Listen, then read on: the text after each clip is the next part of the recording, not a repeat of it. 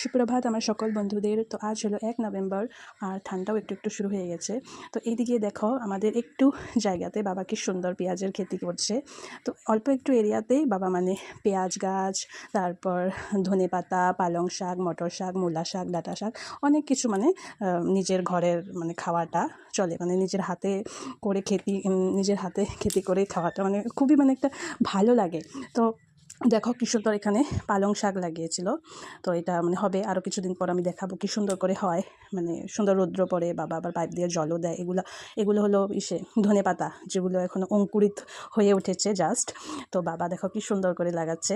তো আমার বাবা একটা ব্যাংকের অফিসার ছিলেন, তো এখন রিটায়ার হয়েছে। তো বাবা এই অবসর সময়ে মানে খুব নিজেকে একদম অনেকটা পরিশ্রম করে। তো কোদাল মারে, তারপরে খেতি করবে, গাছ টাছ লাগাবে, একটু সময় মানে 5 মিনিট সময় এক জায়গাতে বসে থাকে না, এত মানে পরিশ্রমিক মানুষটা।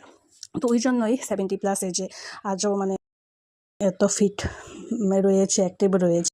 তো কিছুদিন পর আমি আবার দেখাবো এখানে পালং শাক, তারপরে ধনেপাতা, মটর শাক, আরও কী কী লাগিয়েছে আমি এত বলতেও পারি না। তারপরে গাছগুলো বড় হলে দেখাবো, সুন্দরভাবে ভেসে উঠবে, তো একদম সবুজে সুবর্ণ হয়ে যাবে পুরো